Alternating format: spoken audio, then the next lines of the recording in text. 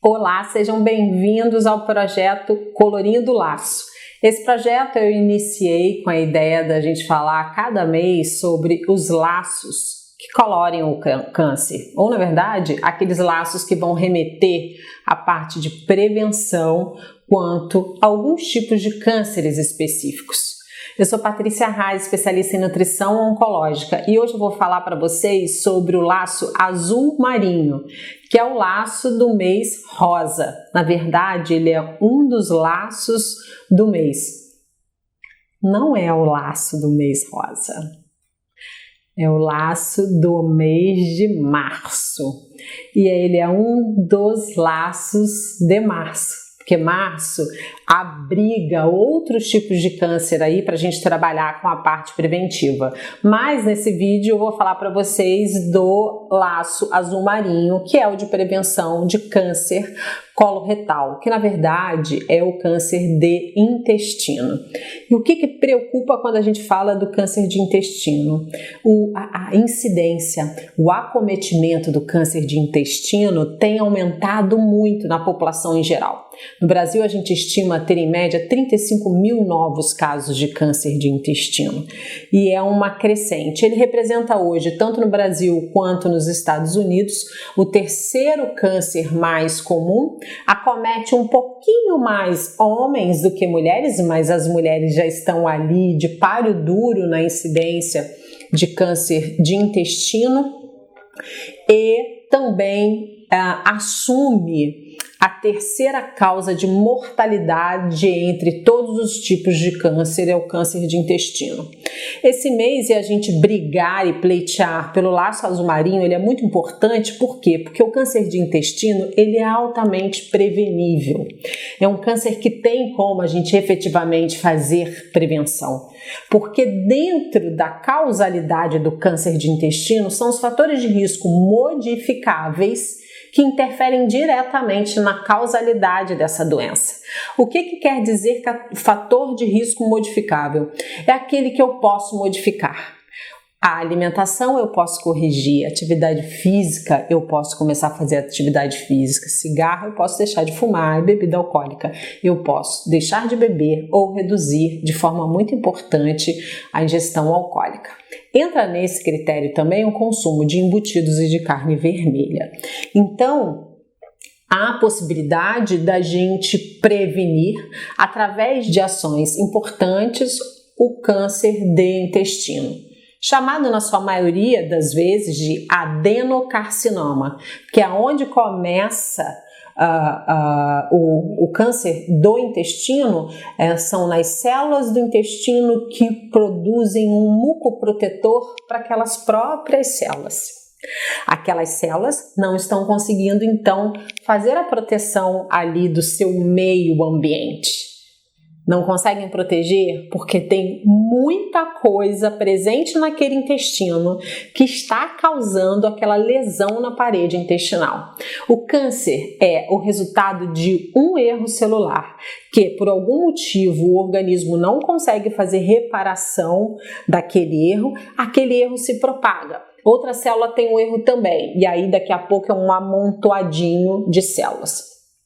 Ao diagnóstico, e aí aquele indivíduo que tem o hábito ou segue a regra de fazer os exames periódicos e for detectado naquele indivíduo, nos exames antes, né, que ele está com um pólipo, ele tem que ser acompanhado, porque aquele pólipo pode sim virar um câncer. Mas vamos lá, o que está agredindo aquela mucosa a ponto de causar uma lesão tecidual e o corpo não conseguir fazer reparo? É alguma coisa que está ficando ali naquele intestino que está agredindo o terreno biológico daquelas células. O que está colocando em contato com aquelas células? Estamos colocando fatores agressores. De novo, carne vermelha, embutidos, excesso de ingestão de bebida alcoólica, são fatores que agridem a mucosa, mas não são eles de forma isolada. O câncer de colo intestino é o resultado de agressão demais com de forma inversamente proporcional com fatores de proteção diminuídos. Não ingerir coisa que protege e ingerir demais coisa que lesiona. Aí a gente tem um câncer de intestino. O que protege essas células do intestino? Basicamente, para a gente simplificar assim grandão, é fibra. A ingestão de fibra diminui o contato desses compostos ruins, sujos, químicos, né, com a parede do intestino. E aí não faz com que aquelas substâncias não façam lesão naquela célula. Protegem aquela célula de então sofrer um dano, um erro celular para proliferação. Então hoje, hábitos alimentares inadequados associados ao ganho de peso, sobrepeso, obesidade e inatividade física figuram como um dos principais causas de câncer de intestino. Repito, extremamente prevenível. Me preocupa muito o fato de ser comum entre mulheres ter constipação intestinal, ter o intestino preso. O intestino ficando preso, não liberando, o intestino é um dos principais órgãos que fazem detoxificação corpórea. Se ele não funciona, de novo, aqueles elementos que são tóxicos continuam em contato com a parede do intestino.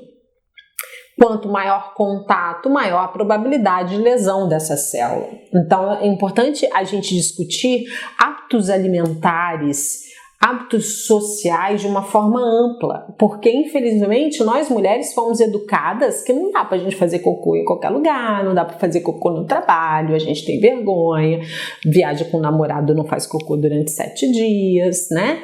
Isso é um tabu, é uma história que foi impressa em nós mulheres. Já os homens já não têm tanto essa relação, então, fazendo parênteses aí para a constipação intestinal, algo que a gente tem que prestar atenção também, pensando e levantando a bandeira aí desse março azul marinho. Esse indivíduo que então não faz os seus exames de rotina, a indicação é minimamente aos 50 anos começar a fazer esse exame de rotina, pode, não fazendo, começar a fazer alguma sintomatologia. Quais são as possíveis? Sangramento, podendo haver a possibilidade desse indivíduo anemiar, fazer anemia, ter um cansaço extremo, uma fadiga, porque esse cansaço dele está relacionado à anemia, essa diminuição dos glóbulos vermelhos. Por quê? Porque ele está fazendo pequenos sangramentos repetidamente via canal anal, então ele está perdendo sangue, por isso ele anemia e por conta disso ele vem com essa queixa de cansaço, fadiga.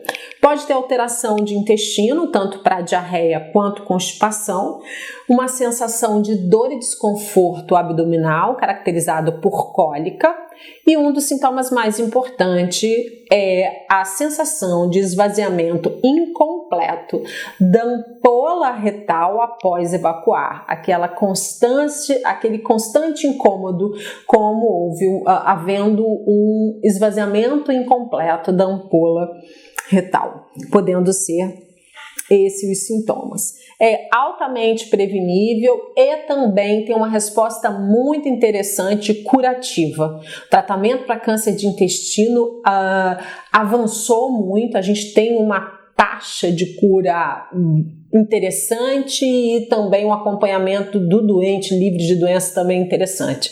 Mas é importante falar que o tratamento é brabeira para intestino, a escala de efeito colateral do tratamento de câncer de intestino judia bastante do paciente, o paciente depleta muito, porque é muito comum abrir uma gama de efeitos colaterais ao tratamento. Então isso é importante, é muito comum o nosso paciente de intestino, mesmo que venha para a gente com sobrepeso e obesidade, durante o tratamento, por conta das desordens de alteração de efeitos colaterais apresentados do tratamento, esse paciente venha a perder estado nutricional, né, ter o estado nutricional mexido aí por conta do tratamento. Então, tá valendo mais prevenir do que tratar. Fica a dica. Risco aumentado em pessoas acima de 50 anos, como eu disse, com sobrepeso ou obesidade, que comem mal, que têm uma alimentação saudável, tipo lá longe, entendeu? Que só comem besteira, só comem coisa que agride o intestino e não cuida daquele intestino. Uma outra coisa também que está relacionada em fatores de risco é a ingestão de frutas diminuída ao longo do dia e ingestão de alimentos com alta densidade energética, alimentos muito calóricos em pouco volume. Alimentos com uma média de 2,5 calorias a 2,75 calorias para cada 1 grama, né? Para cada 100 gramas ou 100 ml de um produto, ele tem 250, 270 calorias. Gente, o milkshake, né? O milkshake, umas coisas assim super hipercalóricas, tá nessa base aí de alimentos com alta carga e densidade energética. Não estou falando aqui do consumo em uma vez só, é o consumo, obviamente, contínuo, que se junta a esse hábito alimentar inadequado e aí vai corroborar para a possibilidade do diagnóstico de câncer de cólon e reto. Aí, confesso a vocês que eu já não sei se foi no final de 2020 ou agora no início de 2021, eu recebi um trabalho que foi recém-publicado, né, tem pouquíssimo tempo, o final de 2020 ou início de 2021, no JAMA, que é o jornal americano da Associação Médica Americana, que acompanhou 9.954 indivíduos, tanto homens quanto mulheres, para avaliar a relação de câncer de cólon e reto e hábitos alimentares. Foi um estudo prospectivo observacional, que ficou lá observando as pessoas sem fazer nenhum tipo de intervenção. Depois foi feito um levantamento de todos esses estudos que foram feitos individualmente ou em grupos, com essa galera toda. Fizeram um estudão lá e foram observar a relação entre câncer de cólon e reto com o tipo de alimentação dessas pessoas. Então é um trabalho bem importante porque o número de indivíduos observados é alto, praticamente 10.000 pessoas observadas, né?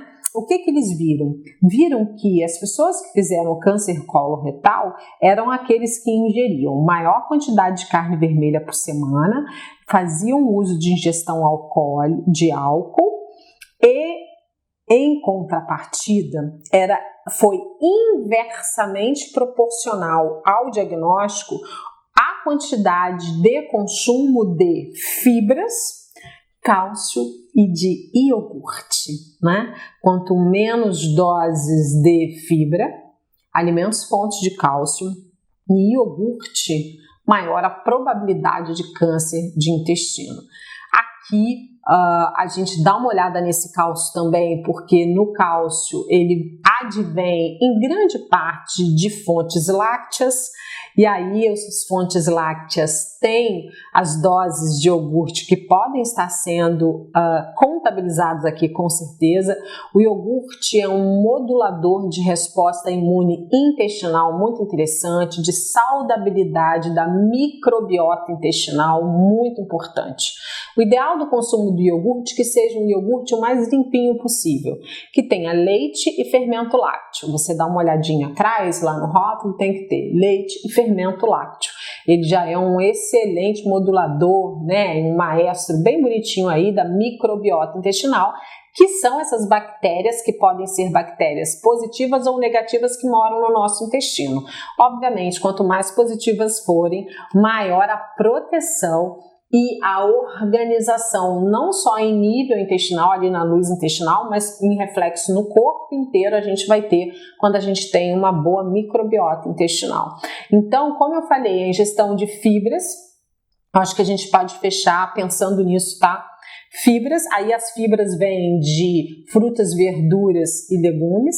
Já vimos que o consumo baixo de fibra está relacionado também como causalidade de câncer de intestino, e aí temos a história do iogurte. Então, consumo contínuo de iogurte, daqueles comunzinhos mesmo que são os mais ricos de todos, que é com leite e fermento lácteo. Pode fazer o iogurte em casa, Patrícia? Pode fazer o iogurte em casa, naquela receitinha Baratex mesmo, com um potinho de iogurte mais 1 litro de leite, plá, vira um iogurtão.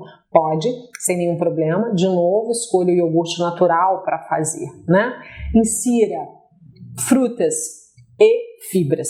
As fibras podem vir das frutas, verduras e legumes. Consumam vegetais crus, saladas. Mastiguem lentamente para que o cérebro de vocês percebam a ideia e a sensação de saciedade. Isso é muito importante. Além disso, modular também a microbiota de vocês. E para fechar, eu colocaria então aveia.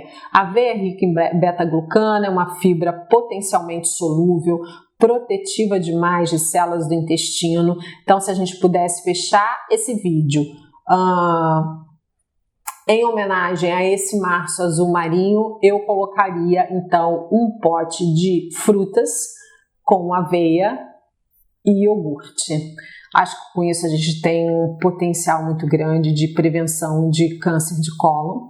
Se você nesse momento estiver assistindo esse vídeo, estiver com algum incômodo, não tem um bom funcionamento intestinal, marque seu médico, faça o exame. Muitas pessoas deixam de fazer, né, o exame, porque o exame é invasivo, é feito via canal anal, mas é muito mais importante você se cuidar, se prevenir, do que você ficar preso a um tabu e, repito, depois cair dentro de um diagnóstico muito mais difícil e duro, que tem efeitos colaterais muito importantes, o tratamento quimioterápico para intestino. Muitas vezes é preciso, muitas vezes não, todas as vezes é preciso fazer ressecção da parte doente. Se a gente tiver uma grande parte do intestino doente, tem que fazer uma ressecção muito aumentada, que interfere diretamente na absorção de vitaminas e minerais. O paciente pode vir a fazer diarreia por longo prazo, ou perder essa capacidade de resposta à evacuação e fazer perda fecal ao longo do dia.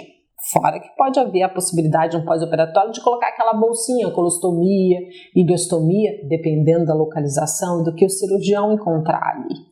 Então, é mais uma coisa que a gente tem que levantar uma bandeira da atenção e do cuidado. A gente mora num país extremamente rico, né? A gente tem uma oferta muito grande de frutas e verduras que sim, ainda são mais baratas do que comer fast food, isso é fato. Agora, a gente precisa domar os nossos hábitos alimentares.